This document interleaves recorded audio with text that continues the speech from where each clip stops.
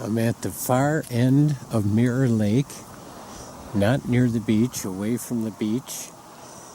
It's September, early September. It's very windy today, sunny. It's been several weeks since I've been here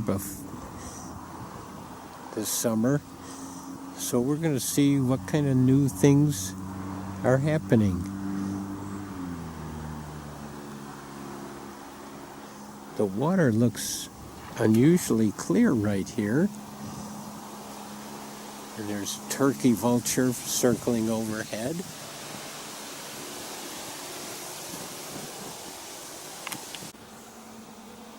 We often see great blue herons around here. Well, I believe this is a green heron. Don't see them quite as often.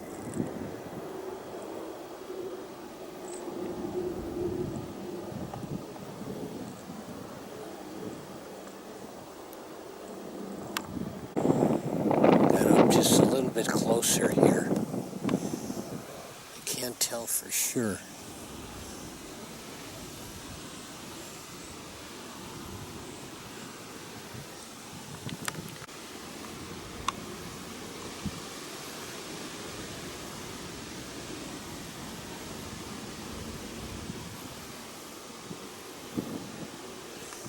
He certainly is still.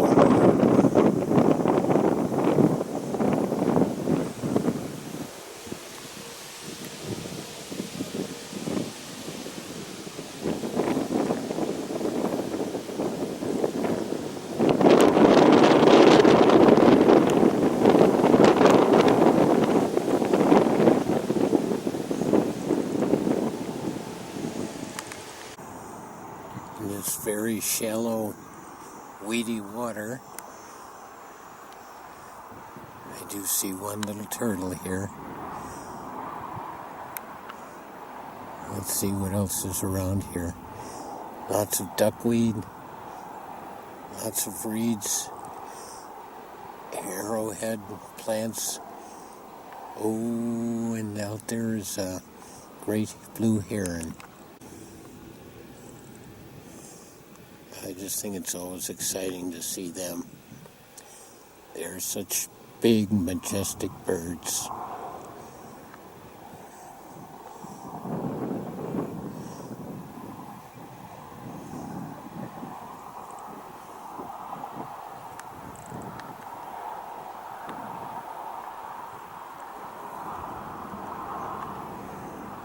Oh, look at that. What a great bird. This is such a great place, this end of Mirror Lake, for the birders, especially in the spring. All kinds of nests here, geese and ducks and other birds, shorebirds. They are always so patient, just waiting for something to swim by, and then they grab it and swallow it. I wonder, does it taste good to them? Like if they get a frog or a fish and they're swallowing the scales on the fish, not on the frog. Is that tasty? Here's a little dragonfly that decided to hitch a ride. He's red, the boat's red. I guess he thought he'd blend right in. And he does. He's welcome to be here. He doesn't cause much wind friction, or he's not a lot of extra weight on the boat, so he's welcome to be here. These tall plants here are impressive.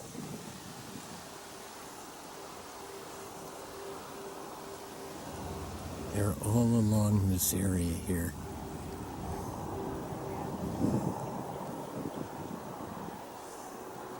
They're probably about 6-7 feet high, maybe more, all along here. There are lots of turtles here. This one just happened to be within range. If you take a look at his front claws, they're very long. His big back feet are very webbed.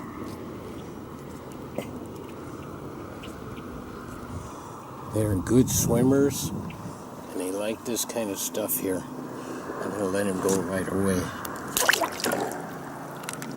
I've been paddling up Dell Creek from the big marshland with the tall grasses, or possibly wild rice. And I've been battling the wind and the current. The current feels strong today. There's still some of these tall grasses around, but it's changed. There's more shorter grasses along the edge now, rather than these big tall ones. I just picked up something that fell in the boat when I went by those big grasses, and it sure looks like it could be wild rice to me. So I'm thinking all those tall grasses are really wild rice. Pretty cool. Not quite ready yet though for harvesting. And I believe there's lots of regulations and rules about harvesting wild rice. If you come far enough up Dell Creek, you come to the bridge at Highway 23. We're going to go under it and go a little past it, see how things are the other side of the bridge. When we came up here earlier in the spring, these nests were very active. You can see where there were lots of nests, and there's just a few of them now, but they're not active at all. They're just empty, and some of them are falling apart. These were swallow nests.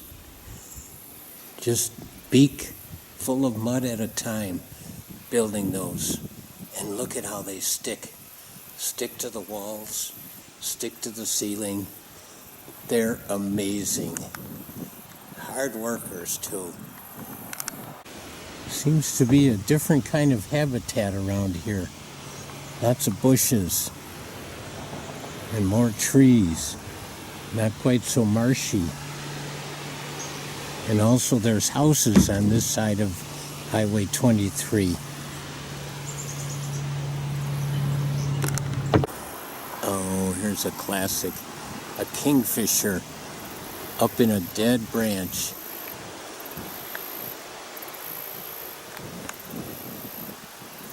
Oh, it flew over. Seeing these turkey vultures around here. There's been a few of them circling around. I've also seen flocks of red-winged blackbirds. They must be gathering their young and their families to be traveling again. I am now out at the HARTJE Center, but I think I'm going to be showing you and talking about things that we haven't done before. Like this old tree here. It's at the top of a hill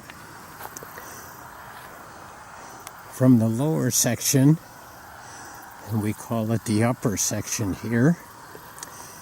And it's got some nice bracket fungi on it and a great hole for something to live in. But it's also got these big knobs sticking out here. And the kids get to sit down and rest here. And oh, wait, it's got these wires too that the tree has grown around it. I'll talk about that a little bit more.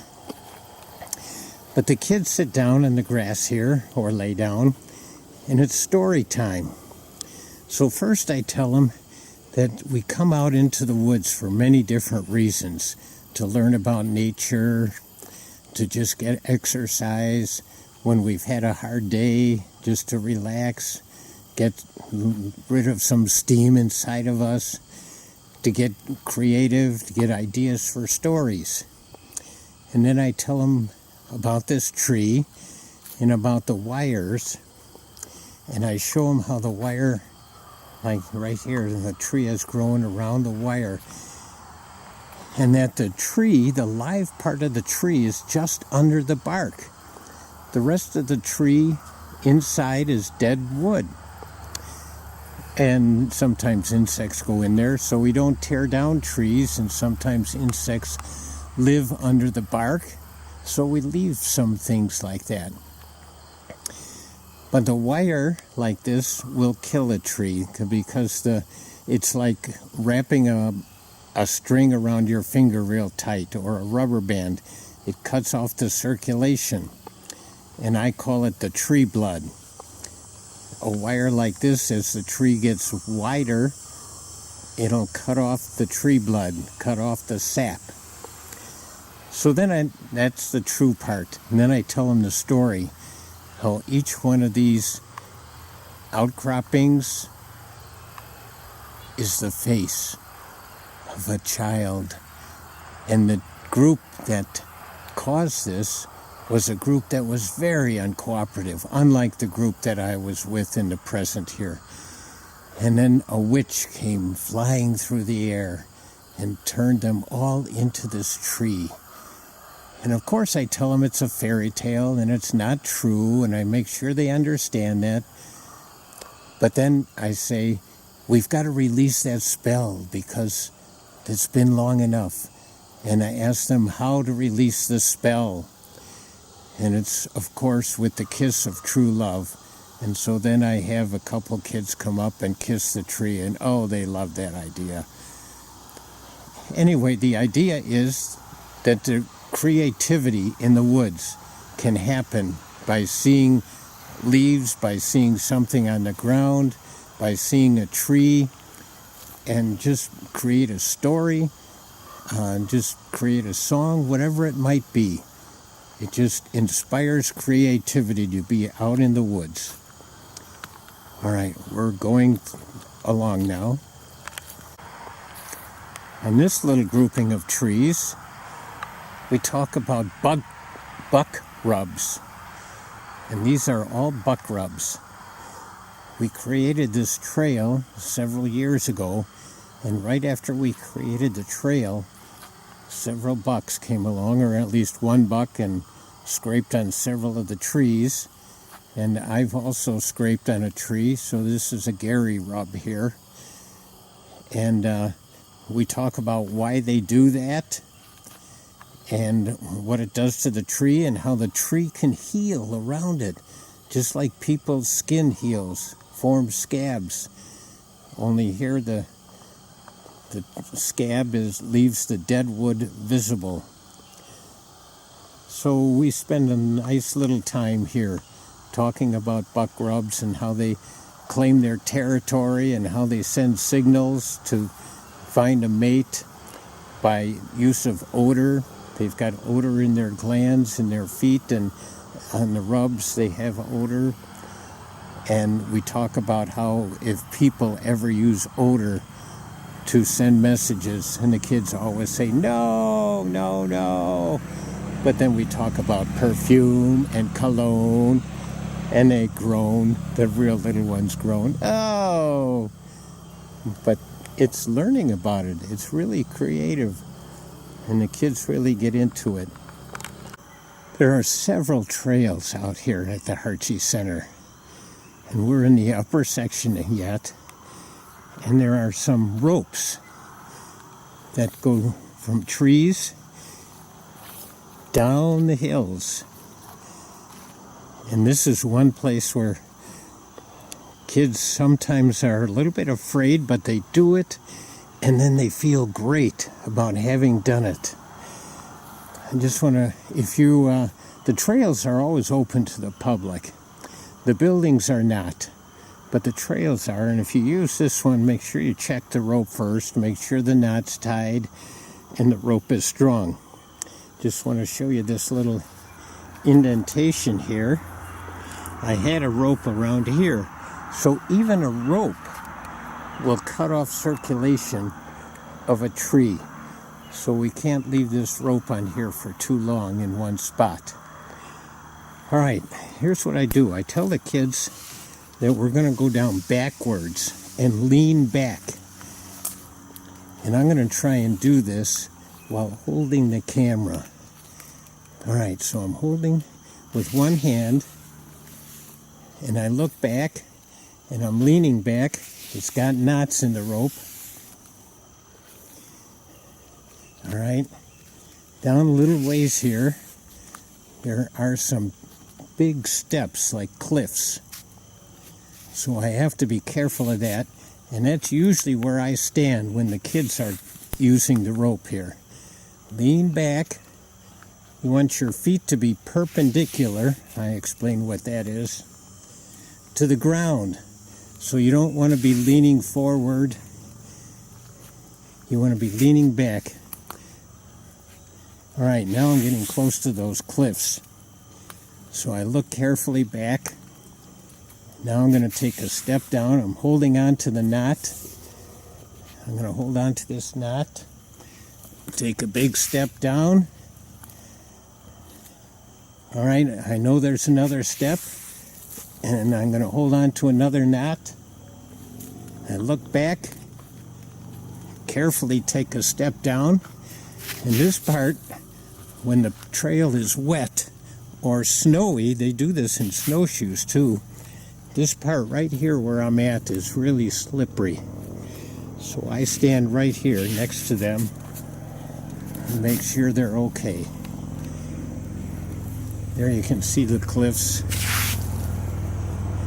the big steps, and this tree. That's where I hold on to the tree with one hand and have one hand open to catch kids or parents, whoever. And then just keep going down like this.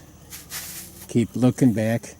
The rest is pretty easy and not too slanted, not too steep, I mean, and no big steps until you get right near the bottom. A couple of things that kids like at the HARTJE Center.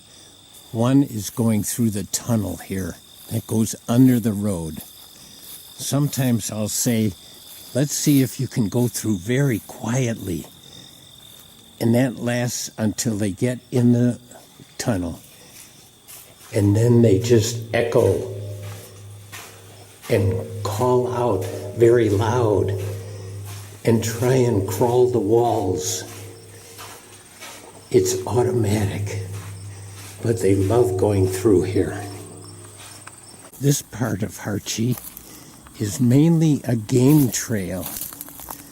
There is not really a cut trail here. And we're heading to what I call the Rock and Root Trail. Very unused area, but very scenic.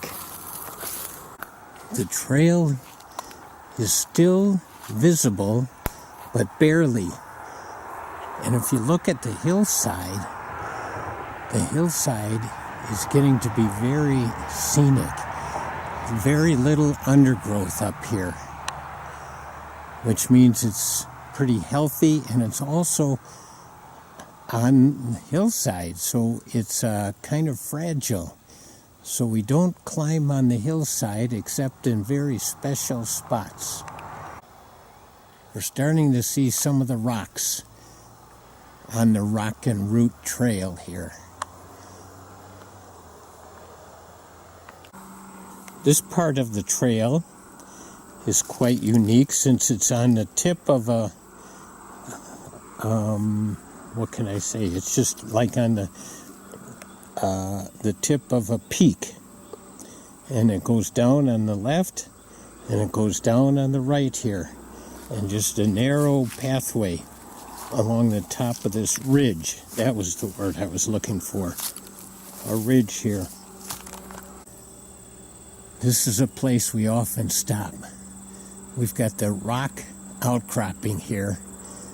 Big, beautiful white pines here. And the rocks have trees growing right out of them. And ferns growing out of them. And they're covered with lichens. And as we pan across the area here,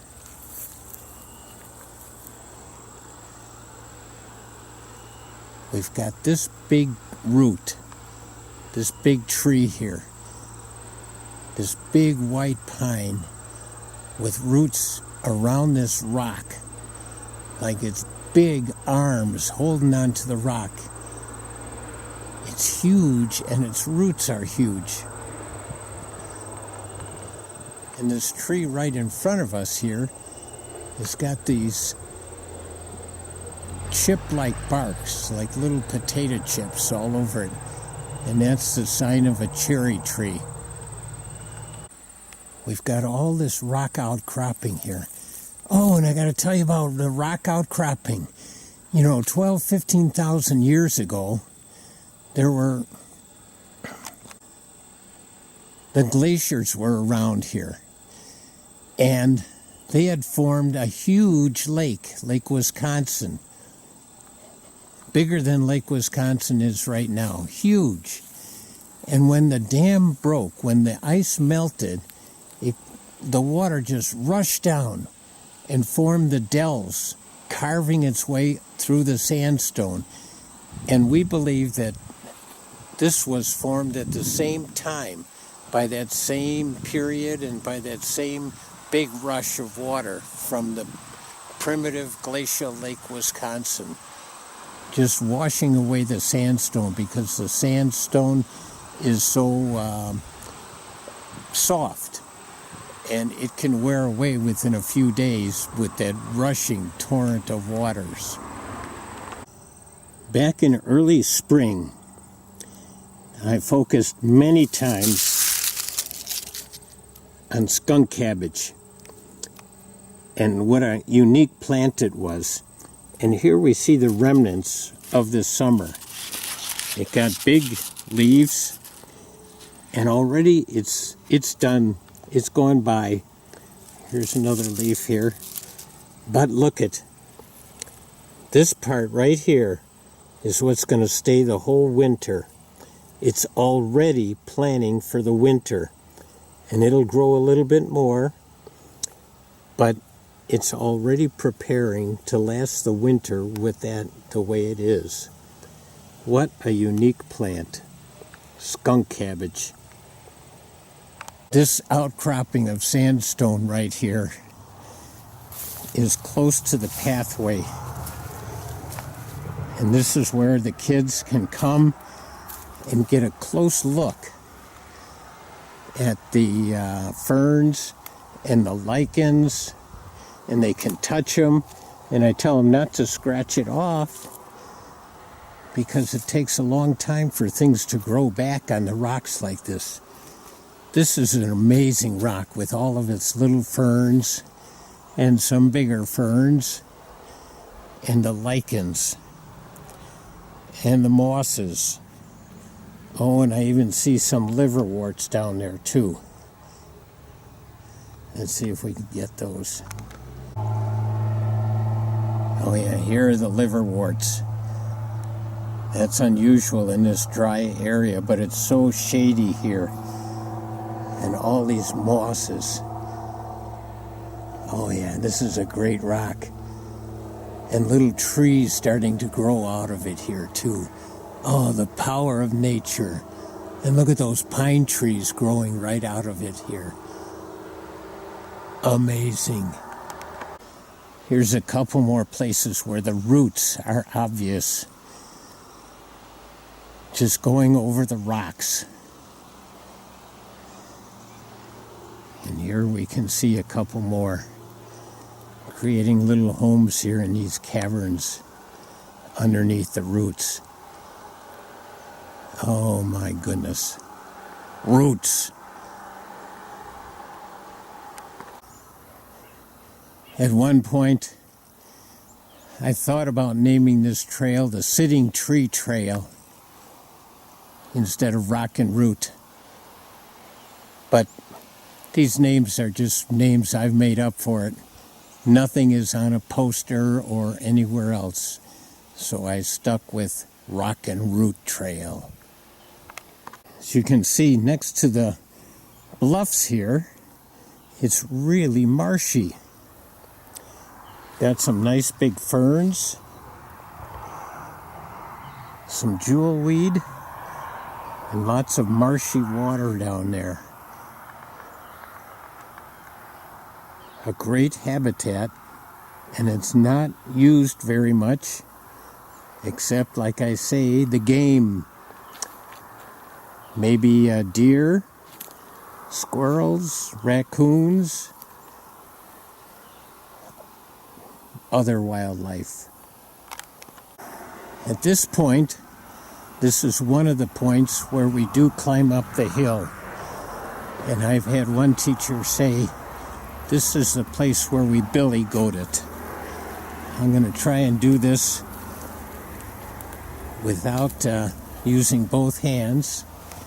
I have to grab on the trees at points to catch myself. This little one up here is one I need to grab onto to keep my balance, and then I'm good. We're coming to the farthest end of the HARTJE forest here, and it's a nice forest. Again, not a lot of undergrowth. Not a lot of invasives, not a lot of honeysuckle or buckthorn, or even garlic mustard. Just steep slopes, the rock outcropping here, just very scenic back here, and it doesn't have the usual HARTJE traffic. So it's rather primitive climbing and hiking back here. Here's a better look at this area down here. An open forest land, devoid of those invasives. And again, behind us are the hillsides, the rock outcroppings, the sandstone, and lots of pine needles on the ground.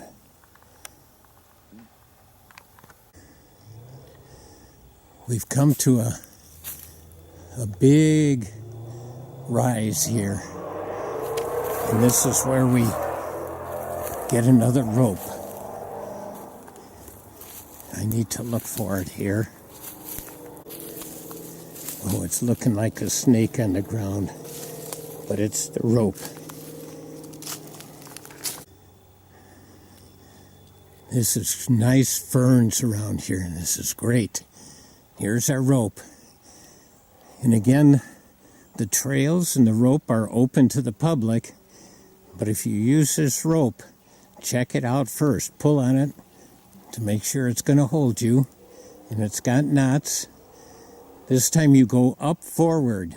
We went down backwards, we go up forward, and I'm just going to stop every once in a while. I need two hands to go up it. So, and it does get steep near the top, so you need to not only use your legs, but your arms. You keep leaning back again. Don't lean forward, lean back. Keep your body perpendicular to the ground. All right, here we go. When I have a classroom of kids out here, I stand up here by this stump, because that's where it starts getting very steep, and then there's some steps here that get a little bit tricky. Up to this point where I'm at now, it's been pretty easy. All right, I'm going to turn it off again and use both hands. I'm at the stump and just giving you a look down. You can either go up or down this rope, the same with the other one, but they're made so that you can go down one and up the other.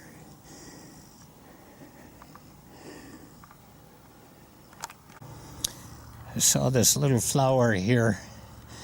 This is one that waits until the fall, until the kids are in school. It's called white snakeroot, and it's got a great little legend to it. First of all, they used to believe that snakes were around it. I've never found a snake around it. But then the other legend is, if a cow eats this plant and then a person drinks milk from that cow, it would be poisonous. Now wait, there's more to the legend. Abraham Lincoln's mother supposedly drank milk from a cow that ate snake root, and supposedly that's what she died from. White snake root. Great little legend. I made it to the top, and it's a long way down there. And from the top, you can see the rope on the tree just like at the other station. This is the farthest end back at HARTJE. We're going back where we started, at least this afternoon. Oh! I just had to do that just like the kids. Here we are. This is a lot of goldenrod. Come the fall and winter, we'll be looking for galls on the goldenrod. That's always fun to open up a gall, a little round lump near the top usually, where a fly lays an egg, and the larva burrows into the stem and the plant grows around it. I don't see any right now, and maybe there won't be any here. We'll see later on. And then they're called waxies, and some people use them for fishing. I have known people to eat them, but I don't see any right now.